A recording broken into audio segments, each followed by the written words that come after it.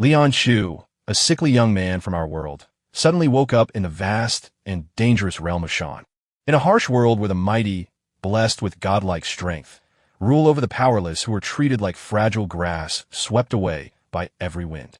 When he arrived and faced death, he grabbed onto the only lifeline he could find, a system called Zadi.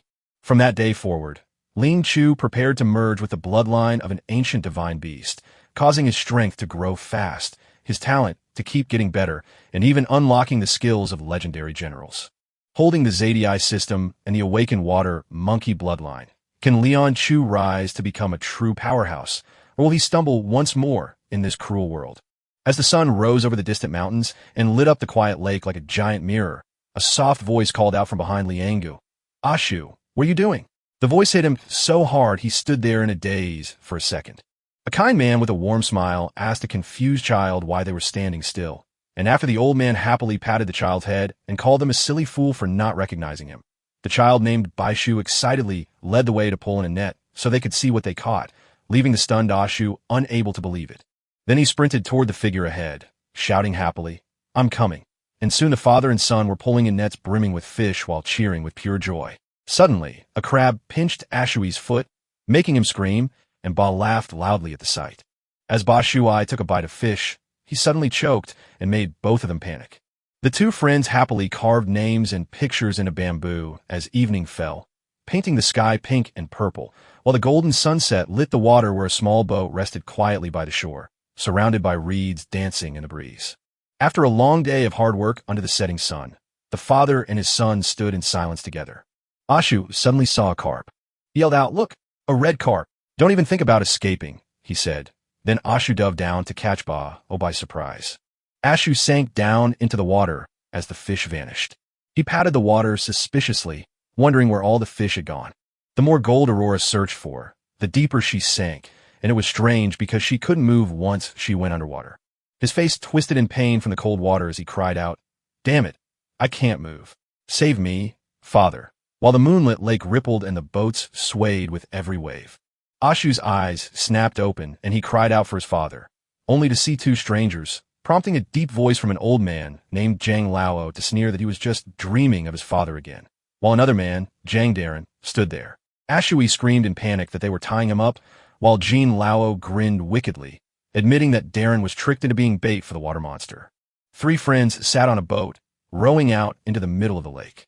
The old man twisted his head to stare at Ashu, grinned with cruel intent, and said, "We've been watching while you, little brat, slept like the dead." He wasn't sure if this was real or just another dream, so he figured it was a dream again. "It's been a month since I woke up in this new world, taking over the life of someone who suddenly died. The original owner lost his mother right after he was born and grew up with just his dad, who passed away 3 months ago from a cold, and now I carry all the memories and feelings that were left behind in his heart." Even in this modern age, Ling Chu is still lying in the hospital, feeling a brand new emotion he has never known before. Back in the present, Ashua sat on the boat, drifting deeper into the lake, muttering to himself that he had only just learned the old owner's secrets, only to be used as bait for a water monster by the local official. "After a month, I realized this world held amazing powers. Some people can grow stronger until they reach amazing levels, and we call those special people cultivators. In this world, humans aren't the only ones who can grow stronger, for animals can evolve and cultivate too." Suddenly, Zhang Darren screamed, "It's coming!" and Jean Lao froze in terror as he saw the water monster. Hearing this, Ashui turned his head. Beneath the boat, a huge black shadow swirled around them like it was ready to swallow everyone on board. Suddenly, a Taiwa crocodile shot out of the water. He was so tense his eyebrows nearly touched each other as he muttered, "Damn it! Didn't they say the water monster was only half a sea creature?" The thing broke the surface and sent water flying everywhere, causing Jean Lao to scream in frustration that it was too strong, while all three of them panicked until Jean Darren pointed out that it was charging right at them. And as he stood bravely at the front of the boat, he declared that this long-awaited moment had finally arrived. He threw his punch with everything he had, knowing a single hit could shake the world. The Taiwa crocodile snapped its jaws wide and lunged forward with a roar. Suddenly, the boat smashed apart as if it were made of soft tofu. Jean Lao and Ashui were lucky to still be holding onto the boat, both screaming in terror. The old man's face twisted in fear because he knew he couldn't die right there. Jean Lao turned to look suddenly realized something, muttered, "Damn it," and the old man grabbed a knife to stab it straight into Ashui's hand. Ashui plunged into the icy water with a cry of pain, sweet syrup pouring from the back of his hand. He remained tied up and slowly drifted down to the lake's bottom. Ashui writhed in agony as the sweet syrup kept dripping, and he bit at the ropes, pleading for help. The sweet syrup running down his arm had caught the Taiwa crocodile's attention. Ashu slowly ran out of breath and passed out, writhing in pain until he couldn't take it anymore. A voice shouted his name, startling him awake to find Ba Shu frantically calling him a silly boy, and though Ashu hesitantly called out, "Father," as their hands nearly touched, he secretly wished that this touching moment was truly real. He clutched the wooden arm with the desperate strength of someone grabbing a life-saving straw. Ashui clutched it tight, broke the surface, and gasped for air. He was so confused that he didn't realize the boat belonged to his father. The Taiwa crocodile lunged at Ashu and yanked him down beneath the water. He screamed a terrified no before the creature sunk its teeth into Ashu's leg and yanked him down to the freezing lake floor. Ash cried out in agony, wishing he could undo his mistakes, but the Taiwa crocodile had already tossed him down into the dark depths of the lake. It charged at him, mouth wide open, ready to swallow Ashu whole. He shut his eyes, knowing there was no way to escape the terrible thing coming his way. Suddenly, runes sprang up all around him, wrapping him completely inside them. A series of beeps went off, signaling that Jiang was turning on and spotting the stone spirit trying to command the water. The system pinged to say Shirling Shuer Ho Zi was ready to grab, and once you picked it up, the refining and awakening worked perfectly. Hearing this, Ashur slowly woke up and opened his eyes, confused as he began fixing the body and wondered if I was dead. Back at the moment when the crocodile was ready to bite and dash Ashu to death, he fought hard in the water. Water clung to his arms, making it feel like he was walking on solid ground because the water offered no resistance. He felt suspicious because the system just told him he had mastered controlling water currents, though it would cost him stamina to do so. He stood so stunned by the water, he could barely breathe. Ashu was shocked to find that I could actually breathe underwater.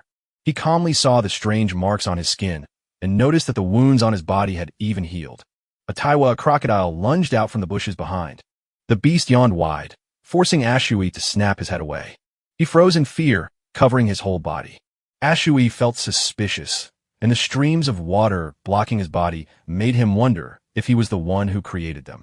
Ashui stared at the notice board. His face fell, and he began to wonder if this was the mysterious system that novels always describe. Down in the water, I'm free from my limits, and I can even command the waves. The Taiwa crocodile kept fighting with every ounce of strength it had left. Ashui watched it struggle and realized with a sinking heart that he only had a short time to keep it under control.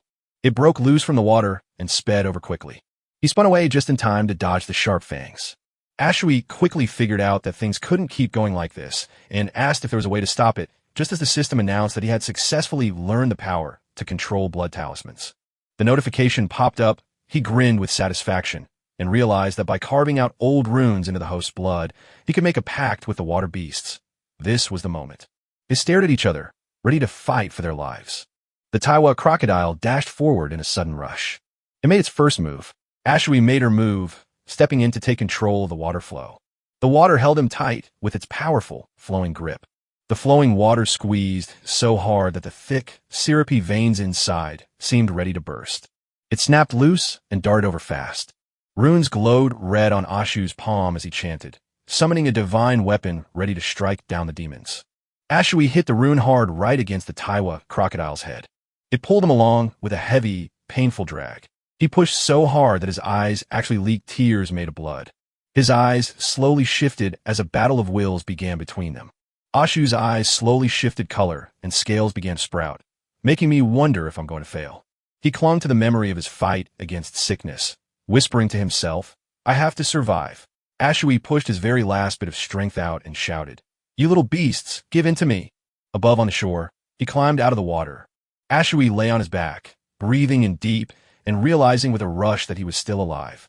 The Taiwa crocodile broke the surface of the water too. It crawled toward him, and finally, I managed to tame this beast. He told it to stay put and promised to call if needed. So the creature turned and scuttled toward the lake, while Ashu, tired from the long day, growled with hunger and knew he had to head home to find food and rest. As he walked, he whispered that the integrated memories held a map, showing the way wasn't too far from home. The story turns to the Taiwa crocodile. It paddled its way back to the cave. Where it lived, the place was decorated with quiet lotus flowers, while far away in a bustling town, a lively crowd gathered around Stewart Jing as Jean Lao praised him, even though two curious people behind them whispered about a fishmonger's name and wondered if they were heading to Ashu's house. Ashu Yaling Chu, who is the childhood friend of that person. He felt a knot of worry tightening in his stomach. Crap. Ashu was in deep trouble. They all marched right up to Ashu's door. Zhang Lao plotted a dark plan and smiled, wondering if Leon Chu's death would let him steal the boy's family fortune to fix his mission's failure. He scowled and watched the veins on his forehead bulge, blaming his own weakness on that Zhang fellow. Zhan Lao kicked the door to Ash's house wide open.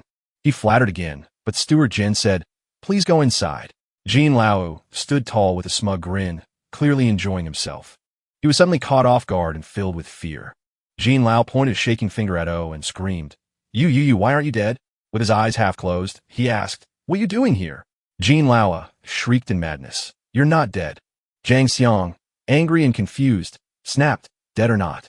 Why is everything so rushed with you?" He then lowered his voice in fear and said, "Master Jing, this is the Lang Chu."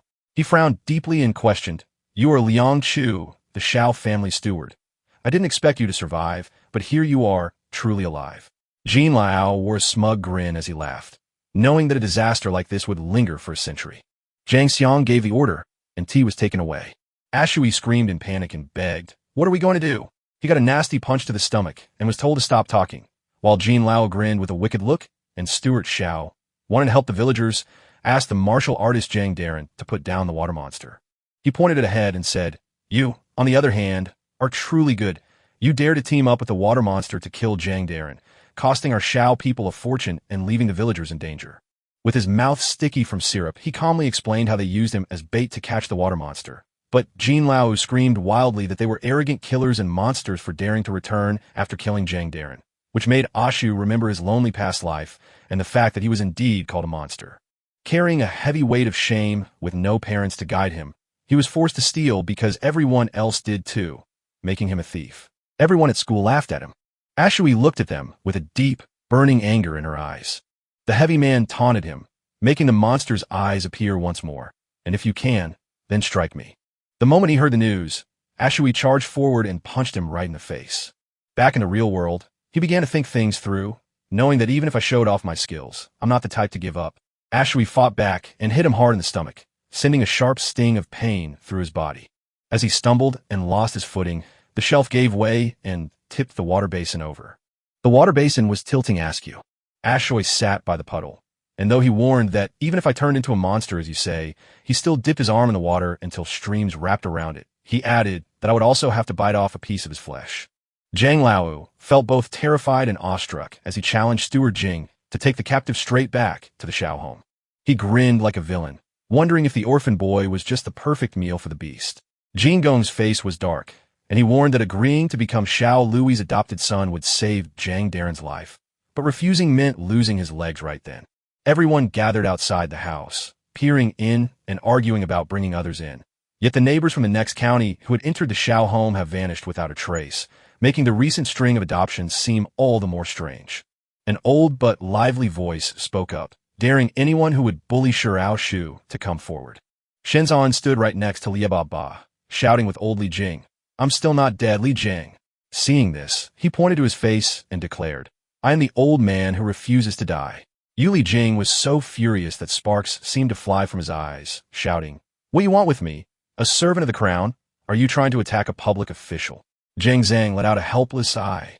The more he listened, the angrier he became until Li Baba had to hold him back, and he shouted, "What? Tell Xiaoa to save face for you, or I'll just lie down here right now." He was so furious his whole body shook, even though this old man would never die. Zhen Xian's face shifted as he told the old man, "I won't argue with you today, but when I return to tell Xiaoi, this won't be the end." Everyone left the room, and the Let's Go team followed right behind. Jean Lao still stared with the same hateful look your father used to have, clueless about what was actually best for you. They all headed off, and Line shared a few final tips for Ashui to watch out for, to which Ashui happily agreed, promising to keep every word in mind. He and Li Baba turned back, and he warned Ashui to stop watching the chaos, but Ashui just stared at his own hand, wondering how many more strange things would happen to him. He sighed, knowing that Luing could save him this time, but not every time.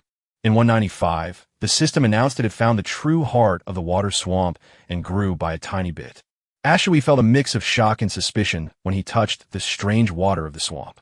He stepped up to the edge of the lake.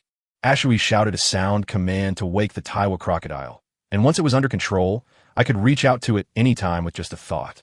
The still water suddenly gave a tiny ripple. The water splashed and churned even harder. Suddenly, water splashed everywhere, and the flamboyant crocodile flew out of the pool. Ashuya was shocked to see such a cute creature, wondering where the big crocodile had gone. The system revealed that the subdued aquatic beast had evolved into a tiny crocodile that could shrink or grow at will to save energy. He felt happy and smug, and the system did exactly as expected. Ashui cheerfully shouted out the order, remembered it was the watery glaze essence, and immediately led us through that underwater cave to find it. Once it heard that, it dove straight into the water. He dove after it, swimming side by side with another person toward the darkest, deepest part of the water. It looks like we're deep inside a cave beneath the water. Ashui felt suspicious, yet this place surprised him with its magnificence. Ashui finally understood what he was looking at. Could these really be the legendary treasure plants? He touched it, and the system buzzed again, telling him that a treasure plant with watery glaze essence had been found and asking him if he wanted to absorb it. The system told Ashu that this world holds amazing treasures soaked in great power, and those special plants are known as treasure plants. He remembered hearing that the Shao family's backyard holds a freezing pond where rare herbs grow, which Master Shao uses all year to welcome martial artists from everywhere as guests. Ashui danced with joy, eager to see how much watery glaze essence those treasure plants could give him. He curiously asked the flamboyant crocodile if he had time to help, but the crocodile just pretended to fall asleep, leaving Ashui helpless against such laziness. After climbing ashore, Ashui held the treasure in his hand, finally overjoyed. Before he could wait, he took a big bite, and the notification popped up again, telling him that the watery glaze essence could upgrade the marsh spirit's harmony and boost the aquatic beast's evolution. Ashu happily declared the food delicious, then kept eating until his stomach was full while his system announced he had gained the watery glaze essence and that he could now evolve a powerful crocodile. He glanced at the notification, weighing the marsh spirit's harmony level against the aquatic beast's evolution, then pressed a button to channel the watery glaze essence into refining his own power, instantly feeling his body surge with strength that would let him defeat his past enemies and master controlling water streams with enough force to lift 45 kilograms. He figured he needed to save up for a few more days, so he knew he probably couldn't eat any more today. With autumn nearly over, Ashui realized that the future's economic troubles were the top priority, especially since crocodiles were slowing down their blood flow to hibernate, making fish hard to catch for now. A fish flew out of the water and landed on the ground. The showy crocodile spat it out, leaving him totally shocked. Ashu hugged it with joy, seeing hope and a path to solve their money trouble by taking it to the market to sell. In a bright forest where light touches everything, he felt happy because he could sell a big goldfish for 80, making a nice profit. Ashu played rock, paper, scissors with a merchant, who was as easy to talk to and trick as the vegetable sellers he once knew from his past life. As he held the money, he thought, now that the watery glaze problem is solved, I must find time to settle my account with Jiang too. And to Jiang's surprise, the man he saw was none other than the shoer he knew. He was like a friendly family member visiting from out of town, especially since his little brother had just run into you to apologize after our small fight. Lu Jiang was polite. My boat is right there, so let's share a good meal together and fix our misunderstanding. He smiled a dark, wicked smile as he figured out his next move, whispering, don't worry, it's just you and me now, and I'll find out just how far you can run. He beamed with joy, saying, perfect, just the two of us, and I'm so relieved, while Lu Jiang faced questioning from Jingxian. He was beaten into a pulp, he said, because the mansion's recent experiments have gone terribly wrong, killing many and leaving us without the medicine needed to refine our pills, especially for this orphan boy who has no family left to help him. Jingxian gave him a quick look and then asked, do you get it? Despite his swollen face, Lu Jiang beamed with joy, promising that Kid Ling Chu wouldn't escape and that he'd tie him up the next day, only to learn that doing well could earn him the chance to become an immortal for Master Shao.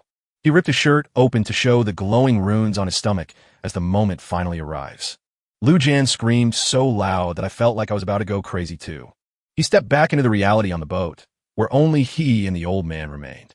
Lu Jiang cooked and chatted, telling Ashui that the scenery was so beautiful with no other boats around. While Ashui wasn't looking, He slipped a deadly poison pill into the soup bowl, all while claiming they were about to enjoy a wonderful meal together and clear up every misunderstanding. He looked out with confidence and asked, "Are you certain there aren't any other boats nearby?" Lu Jiang laughed in triumph, and of course, I gave it a careful look. In his mind, Ashui was desperately choking on foam while knowing that drinking that bowl of fish soup meant no one could ever save him, no matter how loud he screamed. He was so angry that water streamed from his hand, and that was a good sign. Lu Dang's face changed as Shuyu landed his move right on it. Lu Jiang was choking and in terrible pain. He slowly faded out until Lu Jiang crumbled onto the side of the boat. He opened his eyes to discover that he was tied up. He waved the money bag with a happy smile, remembering how well he had slept. Lu Jin's face twisted in fear, and he couldn't help but ask, "What do you want to do?" Ashui waved his victory with a proud smile, telling you that bringing him into the Jiao mansion was a great reward worth at least 2 stories. He begged in fear, saying, "Ashui, let me explain," then smiled smugly and asked, "Does what you see look familiar?"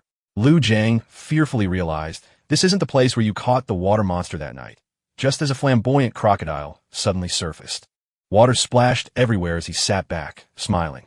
His face was so terrified he dropped the syrup, shouting only "Water! Water monster!" as the creature drew near for Ashu to stroke. And now he couldn't stop asking, "I was a water monster, but why did you call me a monster on my pet?" Lu Jiang trembled in sheer panic, screaming over and over that you were a real monster.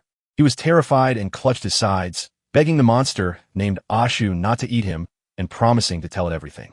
He calmly asked why Stewart Jing wanted him in the Shao mansion and was hiring so many guards, and Lu Jiang, trembling with fear, explained that everyone was just raw material from Master Jiao to make immortal pills, so he could become an immortal. He took all those people away and turned them into little pills. Ashui thought for a moment and realized that you must have taken many innocent people. He was terrified, yet secretly plotting revenge, because he was forced, so one day Master Shao and his followers will turn you into a pill refining material.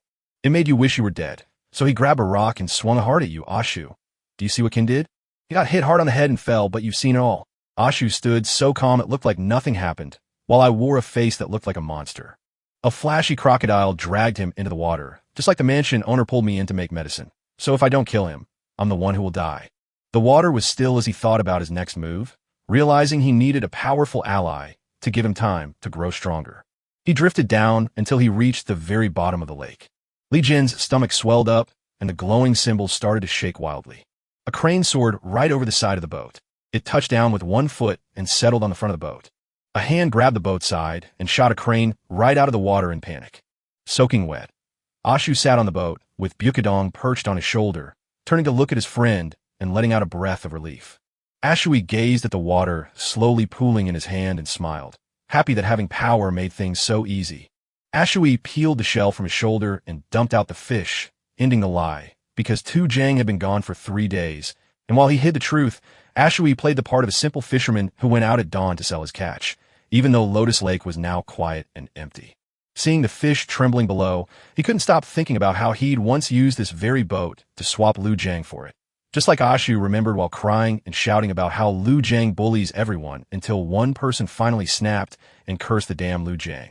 But he couldn't relax, knowing the Shao family would hunt for him, and Lu Jiang's sudden vanishing would surely lead them right to him. Ashu's face was grim, driving me to realize that only by training harder as a martial artist could I keep myself safe. He decided to head to the Yong Family Martial Arts School in Pingyong Town, which was the strongest and the quickest path to becoming a martial artist. He recalled the wild rumors about the Yong Family Martial Arts School's director, who was said to have the legendary power to split gold and cut stone, keeping his family firmly in power. Ashui knelt on one leg and looked down, thinking that if she could join the martial arts school, the Shao family would never dare to move her, since losing soldiers would cause a huge mess for the school. He scratched his head, realizing that joining the military required 5 to 8 taels, but since he only had 2, he knew he'd have to earn more money to try again. Ashui suddenly grinned, catching Bukadong's gaze as he looked up. Ashui laughed out loud, relieved that his worries were unnecessary since his body had already adjusted to his new strength and his spiritual power had grown so much that he could now control 2 to 2.5 Bukadong. He stood at the front of the boat, gazing out at the distance, and said, "Let's keep fishing." Just as Ashu dove into the lake, he woke up to find the water alive with something moving faster and faster around him. He looked at Bukadong, gave it a signal, and said, "Let's keep competing because racing it is our new way to train." Byukadong understood, and as Ashu surged forward creating a swirling whirlpool of water, she unleashed her power to bend the current beneath her feet into a sudden, powerful explosion. The downside is that it burns through his energy fast and leaves everyone else too slow to keep up for long. Just as he was relaxing, something suddenly zoomed right past him. A pink fish zoomed past so fast that Ashui froze with wide eyes, staring at the strange blur ahead. The abalone wiggled its tail, turned its head to stare at him. And yes, that is an abalone. In this world, certain creatures have grown special powers. This swamp-dwelling fish goes by the name abalone.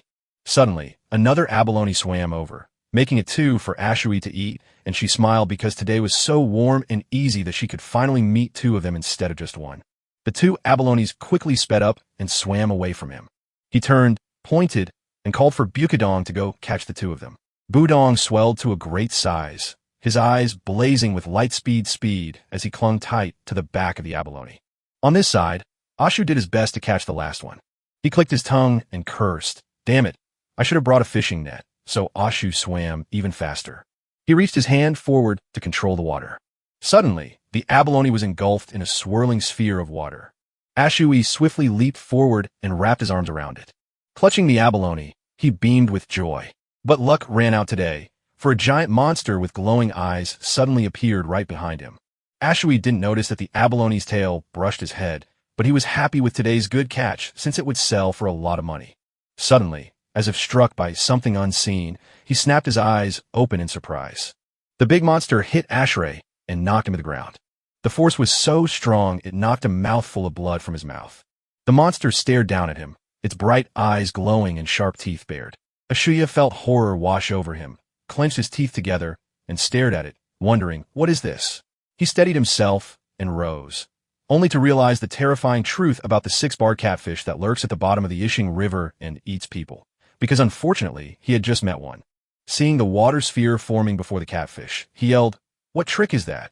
It's going to strike again." Ashu wasn't ready to just die either, so he lifted his hand and pulled a ball of water into existence, using his power over the water. The two sides clashed, and the six-barb catfish was left shocked. He stayed on guard because it was too dangerous, but luckily I reacted fast. The catfish lunged right at her, but Ashui ducked away just in time, cursing the fish's sneaky tricks. He stared in shock at the grinning catfish, wondering if it was really smiling. The catfish grinned in victory, only to feel its own body start to tremble. Byukadong rushed over and used its tail to knock it away. The catfish was surprised and flung its mouth wide open, shooting far away. Byukadong spun its head and swam straight to the catfish, biting right into its body with its mouth.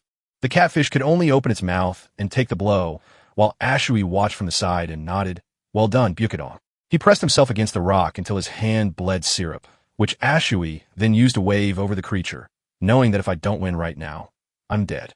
He dropped his hand and carved a blood talisman into the air. My mind is strong enough to control it, even though the system is screaming that my host's actions will overwhelm them and begging them to stop.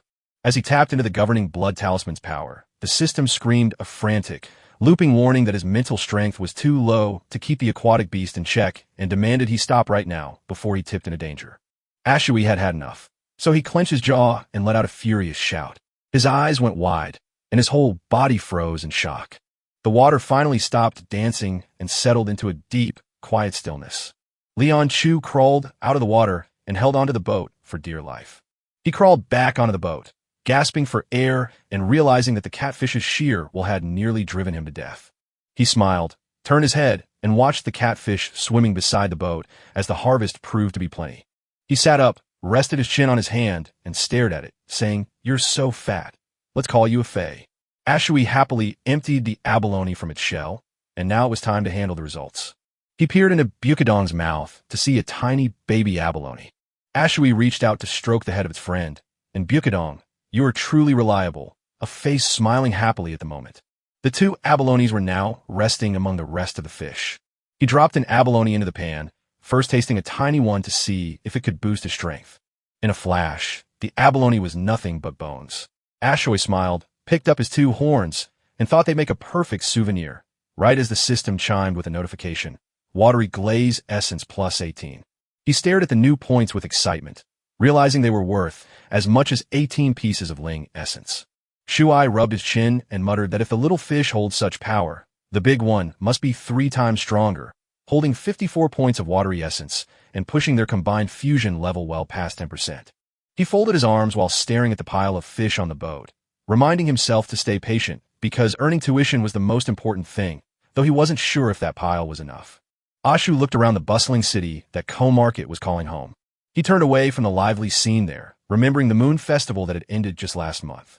Everyone stared in awe as a young man proudly displayed a rare abalone that weighed a full caddy, while the crowd shouted with excitement and wondered if it was truly real. Ashui stood outside, guessing at what was happening, and then he caught an abalone. He squeezed through the crowd, apologizing, but the person there yelled loudly, asking if the Ling family's prodigal son was really in such a rush to come back. Ashiya took a step closer to Qing Yezu. He coughed, reminding us that the Binchong people are truly blessed by the river god, for they caught 2 abalones in just one day. A stranger with a secret heart jumped in and shouted, "What nonsense are you spouting, kid? The Qin family has only ever caught one." Hearing this, he reached into his shell, and I explained that the second abalone belonged to me, so he held it up for everyone to see as proof. When they saw you, they laughed, calling you an ugly fish that looks like an abalone. And sure enough, you must have found one to try selling for big money. Ashu kept his face blank while they laughed. Shinji stared at the abalone in his hand and sneered at it. Out of nowhere, a voice called out, and I couldn't help but wonder if it was Hanggu. All eyes turned to the new arrival, whose furious energy made everyone wonder if this really was the legendary martial arts master from the Yang family, a man with a temperament so wild it felt like a dream. "Brother Hu, tell me, what price will you tag on Qinggong?" He scratched his face, offered an embarrassed smile, and asked, "Sir, what do you think is reasonable?" The brother asked how much it weighed. Shinji answered with a strange mix of units, offered a price, and when asked if 3 taels would do, Shinja jumped for joy and bowed to sell, while Ashui also showed off his abalone, and the brother watched over them all. He opened his mouth, looked at yours, and saw the crowd laughing at your shameless challenge against the martial arts master, warning that you dragged the whole Ling family down. The brother was stunned to see that this was Nioja abalone. Ashui smiled and explained that the item was a special mix of 1 caddy, 5 tails, and 2 fins, known as Niojo abalone. But just as he spoke, a curious brother stepped forward to point out that it was actually 6 tails, 5 su, and asked if he could sell it, sparking a wave of amazed whispers from the crowd who remembered that their families hadn't seen a fortune like that in generations. Shinji's eyes popped wide open in total shock. That guy in the crowd sneered, "Watch out. You might win the cash, but lose the life to enjoy it." And Ashu instantly agreed, shouting, "Sell it, sell it." Shinji's face turned dark. He put his basket on, and he left. Ashui clasped his hands in confusion and asked, "Sir, why can my fish sell for double the price of Hanggualu?" The brother smiled slowly and explained, "The tough scales of this new abalone can be made in a face cream that refines your qi and helps break through your blood vessels. I need this very much." Ashui handed him the basket, bowed with gratitude, and said, "So that's why. Thank you, sir," while realizing he was lucky to still have those small fish's scales. The sky slowly turned dark while Ashui sat in the corner, counting his silver. Out of nowhere, someone stepped up. Leela leaped out, clutched his neck, and cheered, "Great job, kid. You've brought glory to our town."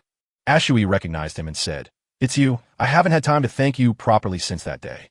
Lee spread his arms with a small smile, then suddenly asked for 6 taels, only to have his face drop as he realized it was all a dream. Ashui quickly shoved the silver bag into his chest and asked, "Hey, do you know how much it costs to attend the Yang family martial arts school?" Liboa smiled and poked his hand, showing that you found the right person, because his father is planning to send him there. He explained that Old Yang's martial arts school costs 7 taels of silver, 10 if you include room and board, or 20 if you add medicinal baths, making it pricier than the others, but worth it for its superior reputation and professionalism.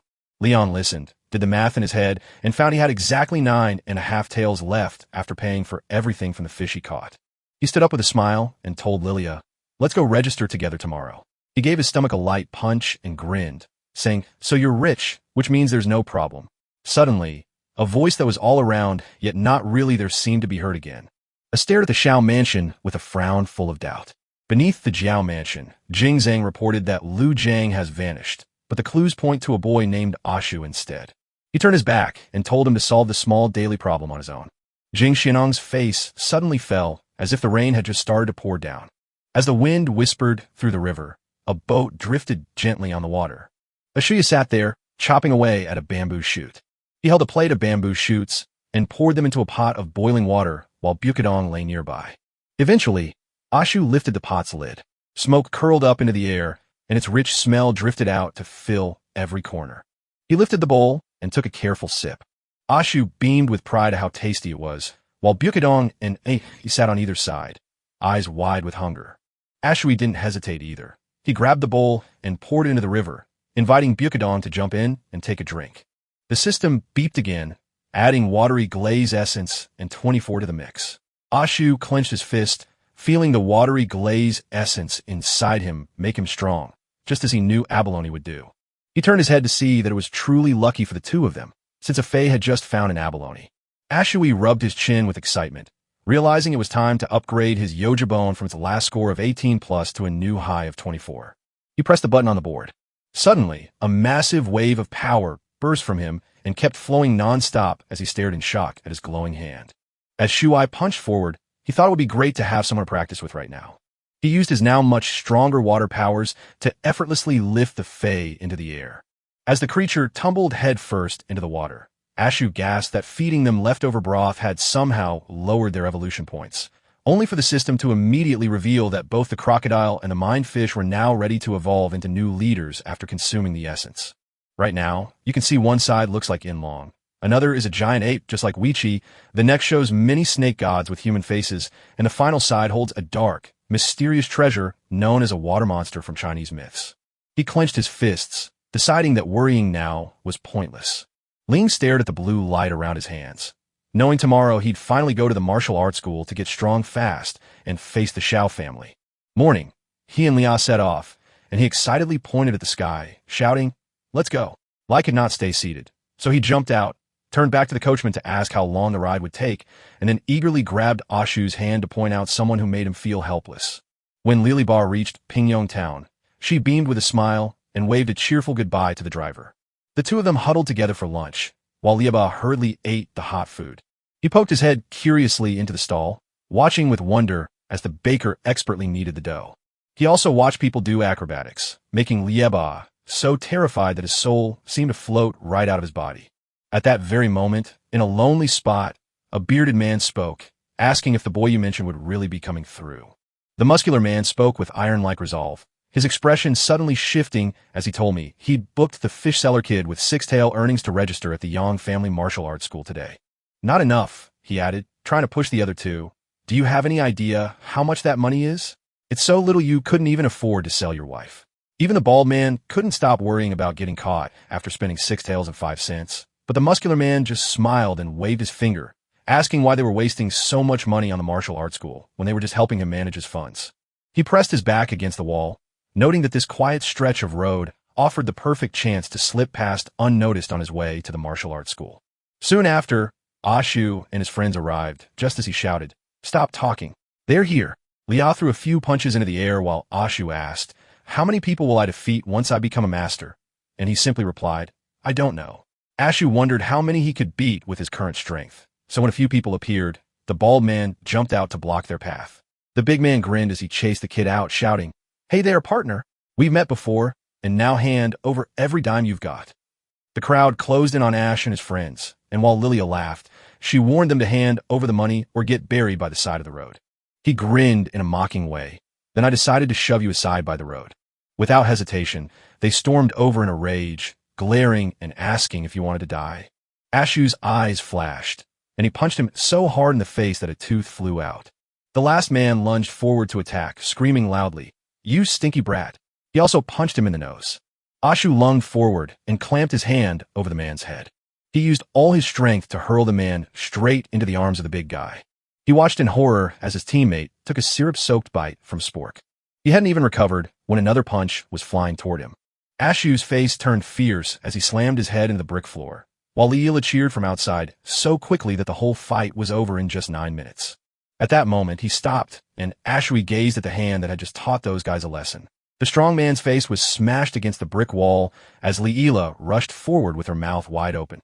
Ashui stared at his fist, and sure enough, it was now packed with much more strength. He looked at him in shock, asking how he had become so strong and why he needed to follow a teacher, while Ashui awkwardly scratched his head and joked that he must be a genius before rushing to get them to the enrollment before they missed their chance. Li squinted and stared at him like he was up to something sneaky. Yang Martial Arts School, where Xiang Chan pressed his hands together and introduced himself as Song Xiang Chan, inviting the two junior brothers to call him senior brother Song Xiang Chong. Leah and Ashui shouted, "Hello, senior brother Xiang," together. Then he reached out a hand to lead them, promising to take them to a new training ground to test their skills while showing them everything about the martial arts school. Xiang Chan Song pointed to a man and said, "This is senior brother Yang Shi's direct disciple, the very master who bought fish for you just the other day," leaving Ashu in total shock. The senior brother turned his head to look at them, smiled, and walked over to chat, saying, "So, it's you. What a coincidence," while Xiang Chong Song watched and asked, "Senior brother, you know these two junior brothers?" Senior Brotherhood looked at Ashu and told the tale of how he once upgraded the Nyoja abalone that little brother sold at his stall. He pointed to him and said, "That's wonderful. Follow the senior brother to practice martial arts, and you can rest at the school tonight."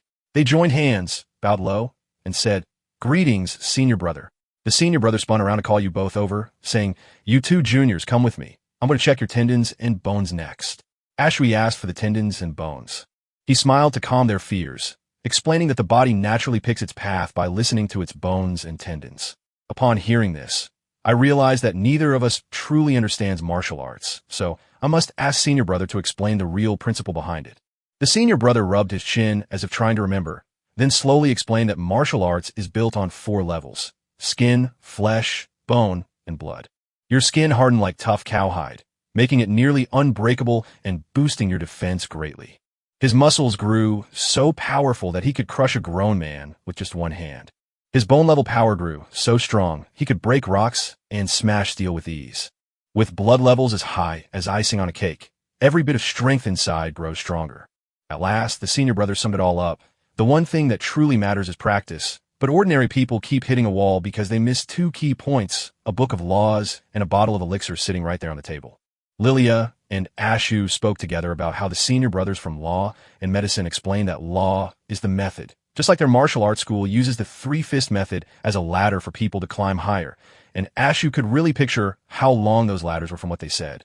He stood frozen, guessing it must be a secret way to grow strength, but then he wondered if a healing potion was the real key. The senior brother kept explaining that while the ladder of learning is the way up, it's steep and dangerous, so you need the handrail of medicine to stay safe and climb fast. He answered with a smile hidden inside. "That Yoja abalone you sold is exactly the medicine we need." And Ashoya felt a secret joy swell in his heart at those words.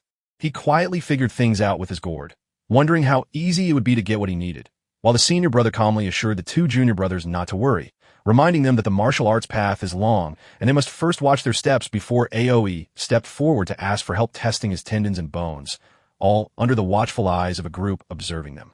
Liu Yangai grinned and asked, "Is the young master talking about this fellow?" While someone behind him chimed in, "That's right, just kick these two out of the martial arts school." Xiao Shu Yuan grinned and said he could help with whatever was asked of him. Before the Xiao family master, Jing Xiang bowed respectfully to say that the 15-year-old Shu is a perfect candidate for making medicine, just like the third young master, and also an orphan. He paused to make a suggestion. "As long as you catch him and refine him into a pill, it will become Xiao Gongyi's body." Xiao Hong Yuan frowned at the report, noting that Yana has been sickly since childhood, making finding a replacement of his age nearly impossible. So this was indeed the perfect match. Suddenly, Xiao Hong Yan paused to think and sighed with hesitation. But both Xiao Shiru and the people outside had heard every word, and since this kid plans to join the Yang family martial arts school, Yang Dongx's difficult nature means we can't easily act. Jing Zhang heard this and helplessly turned around, bowing to his master before taking his leave. While rushing off, Xiao Shi Yuan spotted a scrap of paper and stopped to pick it up, revealing a picture of Shunk inside. He gazed at the painting with dark, plotting eyes, muttering that he must swallow the immortal pill to flee the mortal world and crush anyone who stood in his way. Xiao Shuyu's hand shook as he crumpled the picture and whispered, "Die," while Leela screamed at Ashu, furious that the boy had better tendons and bones than she did. He stubbornly shook his head and yelled, "Conspiracy!" Ashui watched helplessly and comforted him. "This is talent," while Leela went ahead without waiting. So he shouted for her to wait, but didn't stop her, instead urging her to hurry to the martial arts field. Mid-step, Leah paused and blinked in confusion, only to realize the young man waiting ahead was none other than Liaba, who spoke up to confirm it. Leela snapped with irritation, asking why Shinja was there.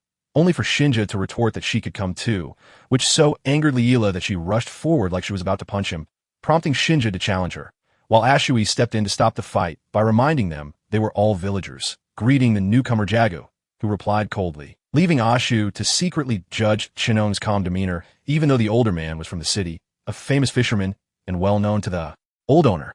Ashui asked in a friendly voice that Jagu was also there to practice martial arts, which made Shinji clench his fists and resolve to join the training after selling all his fish to gather the needed money. So Ashui enthusiastically invited him to head to the training ground where his senior brother was already waiting, while Leah beside them panicked and urged them not to miss out, followed by a powerful punch being thrown.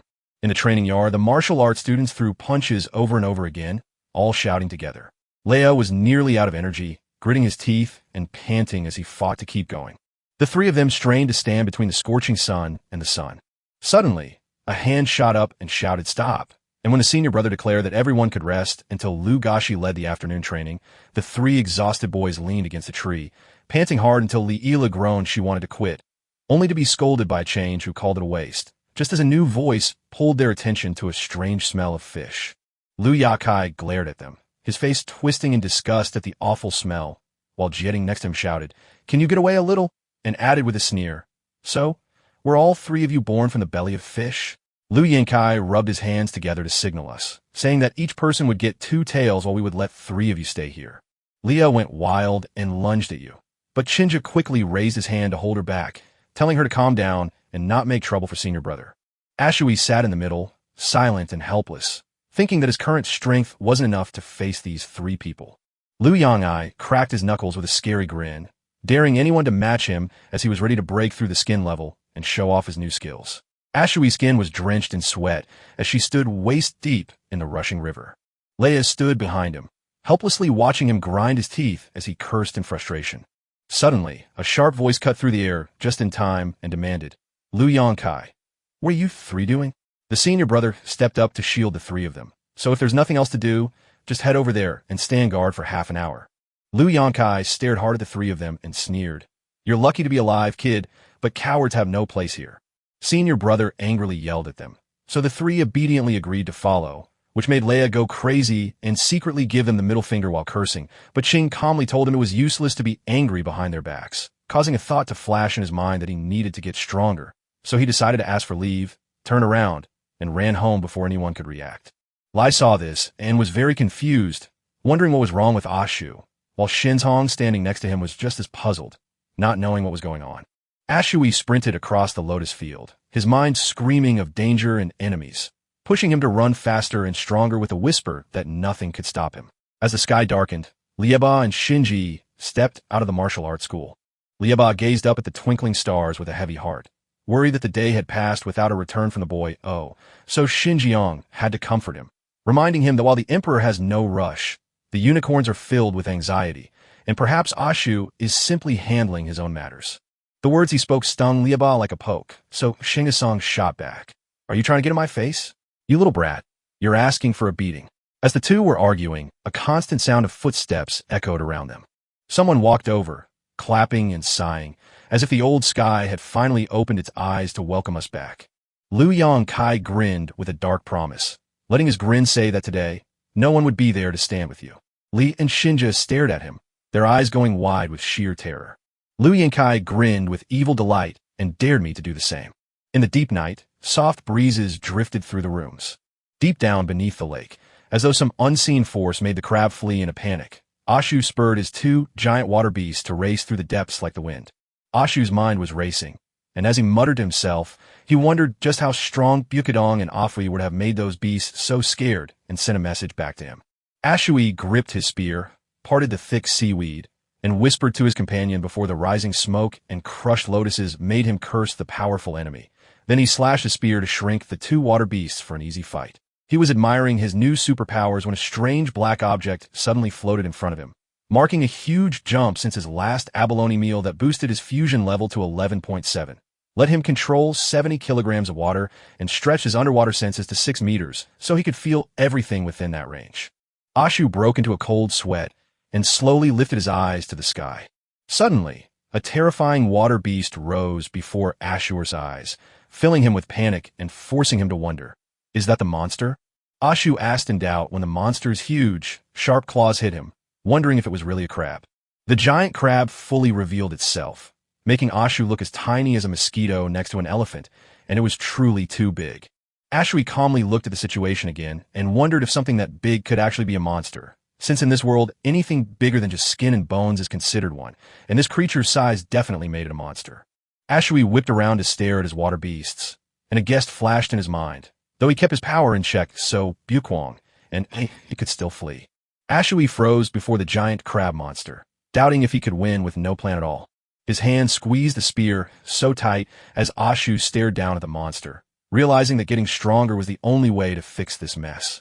Dark memories of the past surged in Ash's mind as Lu Jiang spat a curse at you, calling you a monster. He also remembered Lu Xin's voice, which sounded just like your father's, and thought it was inconsiderate. Lu Yakai just yelled at the three of them for being weak, and said there's no room for cowards like them here. Ashui slowly knelt and confessed that life is always a mix of surprises and dangers, realizing that true change comes from taking risks, since the most important things happen by chance while only the unimportant ones are planned. He gripped his spear tighter, channeling the water's power to strike, for I have never been one to let go of what I hold. Ashui bowed his head while Kohi declared that Lu Jiang had perished because he sought to end Kohi's life, then lifted his head with a determined grin and challenged anyone who tried to steal his lotus field to a contest of skill. Suddenly, Bukadong and Afi snapped back into their true shapes and shot forward like arrows toward the crab monster. Ashui gave a quiet signal to his two water beasts, and the three of them charged headlong toward the monster to fight for their lives. In another spot, Shinji got hit so hard his face twisted and he crashed to the ground. Liu Yongkai crouched low to mock Shinji, saying, "You're tough, but where are your village friends when you need them?" As Liu Yongkai laughed at them, Shinja snatched up a brick right beside him. Shinja didn't hesitate, swinging the brick hard into Liu Yongkai's head and yelling, "Go home to your grandfather." But Liu just laughed it off, acting like he hadn't been hit at all. Liu Yongkai stomped down on Shinji's head with no mercy, making his nose start to bleed. Liu Yongkai glared at the two struggling people, threatening that they really wanted to die today, then coldly ordered his three subordinates to guard the gate so he could slowly torture them, causing them to immediately agree while Leah cursed and swung his fist only for Liu Yongkai to easily catch it thanks to their huge strength difference. He twisted Leah's arm back to make him scream in pain. Libo's pain made Liu Yakai grin with glee, and he couldn't help but grumble, "Damn it, you're so talkative. Say it again." He stepped up, yanking Qing's hair up while sighing, then noted your spirited eyes. Liu Yanxi's eyes flashed with a dark, evil look as he threatened to rip out the other man's eyes, just so two hounds could use them for their martial arts practice. Leah, hurt on one side, watched him try to gouge out Qing's eyes and leaped in to stop him, shouting, "Damn it, stop it for me." His fingers slowly crept closer to Qinggong's blue eyes. Suddenly, Qinja screamed out in pain. The crab monster's giant claw snatched up a huge rock and squeezed it so hard that pieces of it flew everywhere. Ashui had to leap fast out of the way as the rocks shattered around him. He ground his teeth and glared with pure hatred at the crab monster blocking his way, cursing its impenetrable armor. Ashui firmly sent his voice to his aquatic beast beside him, but Bukadong tangled the creature up. Bukadong followed orders and lunged forward, sinking his teeth deep into the giant crab monster's claw. Ashui pulled the water behind her into a strong, twisting rope that wrapped tight around the crab's claws to stop it from moving. He poured all his strength into shaping the water. Ashui gave a sign to fate, telling it to get ready to rush up. Suddenly, Ashu coughed in pain, sighed helplessly, and realized that the spiritual power he couldn't control was hurting him. A moment later, the crab monster twisted and pulled, trying to break free from the water ropes. A tough black skin slowly formed to wrap around it. Luckily, AF jumped in just in time to stab deep into the crab, shattering the tough shell it had just built. Ashui cheered and praised the Fae for doing a great job. The crab monster was so angry it stomped the lake floor, sending up clouds of smoke and dust. As it stomped along, it accidentally trampled Ashray's lotus pond. Ashui screamed in rage at his lotus roots, which gave the crab monster a perfect chance to sneak up and smash him with its giant claw.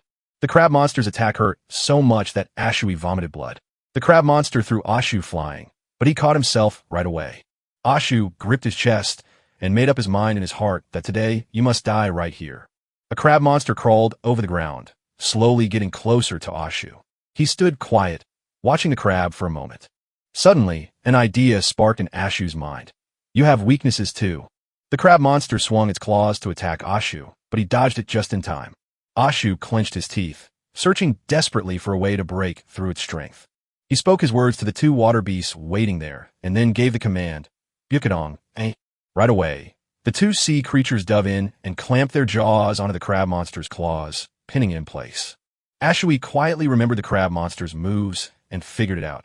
No matter how hurt it was, the beast would always guard its soft belly.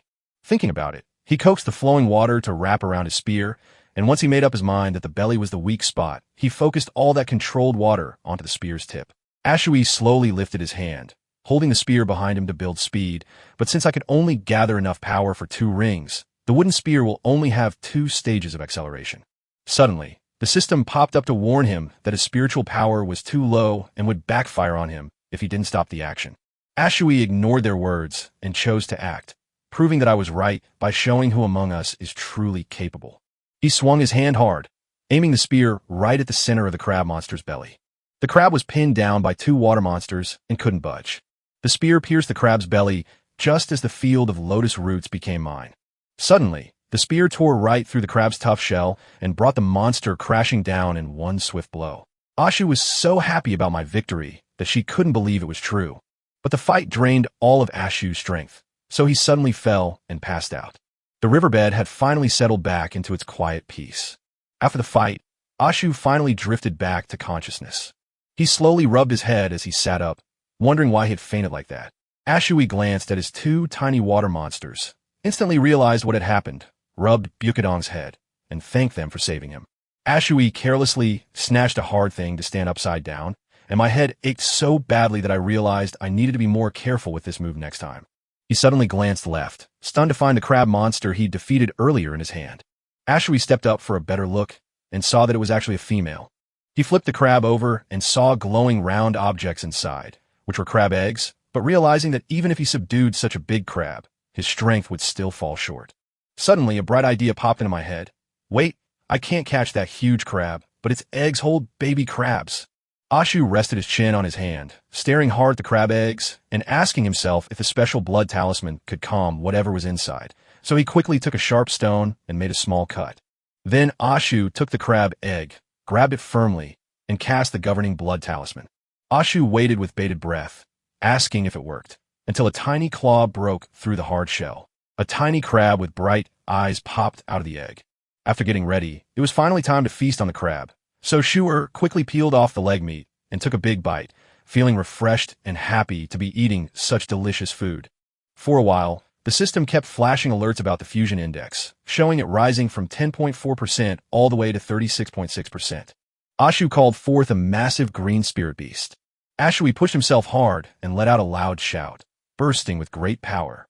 When Away let out a scream of pain, the sea creatures nearby froze in terror. Ashu glanced back at his body and shouted, "The wounds are all gone." The 3 water beasts blinked their bright eyes at the flowing water wrapping around Ashu, secretly praising God for his miracle. Ashu gently moved his arms to check his body, realizing that the fusion degree had jumped by 36.6% and combined with the energy from the abalone to boost his power even further. He reached out to tap into his new energy, and I could even feel the blood ki flowing through him. Ashui gripped his fists tightly, thrilled to hear from Jagwin that he had reached the skin-level power tier and was growing even stronger. Ashui sighed and handed the last crab eggs and meat to Bukadong and Yu, knowing that while the meat was tough, each egg only held a tiny bit of watery essence, leaving them with very little to enjoy. He perched the newly tamed fisthead crab on his shoulder to play with it, sparing it from eating its own kind since its tiny size made that act too cruel. Ashu remembered the Shao family's mean plans, so he made a promise to himself. If he could break through his skin level in just 1 month, he'd earn a spot at the martial arts school and stop them from bullying him. Thinking it over, he smiled to himself, already planning to head back to the martial arts school for training the next morning. Just as Liu Yinha was about to gouge out Qing's second eye at the martial arts school, a voice suddenly cried out, "Stop!" From the distance, Lu Zioi's loud voice stopped in his tracks, scolding Liu Yankai for pushing too far after his bullying and reminding him that the martial arts school has its own rules. Liu Yankai brushed the dust from his clothes, slowly rose to his feet, and finally faced Junlu, saying, "Don't blame me for not warning you. I never wanted to deal with these people." The next words Lu Zioi heard left him speechless, as the speaker proudly declared himself the third young master of the Xiao family. He turned his head to reveal a strange face, then asked if you, the dog, would follow the rules of the martial arts school or those of the Xiao family. Lu Yanxi's scary warning made him pause and think twice. Lu Zioi just clenched his fists and swallowed the humiliation while Lu Yena kept mocking him, making his own people laugh at how quickly he'd forgotten who his master was. Before Lu X could silently listen to Lu Yanxi's harsh words, he was shoved forward and asked if the Xiao family hadn't saved him and his father, only to be called a cowardly dog and dared to stand up alone. He kept twisting your mind, reminding you that your father is still part of the Xiao family, and offered to help you speak well of them. Lu Shirai collapsed before his own thoughts, shaking and stammering words of apology. Yet in his heart he vowed, "Father, if I can protect our family, I don't care what it takes." Only for Lu Yankai and his gang to burst into laughter, mocking him and calling him a good little dog. As he laughed, a drop of saliva splashed right onto his face. Even with serious injuries, Chen Ashes boldly sneered at Lu Yankai.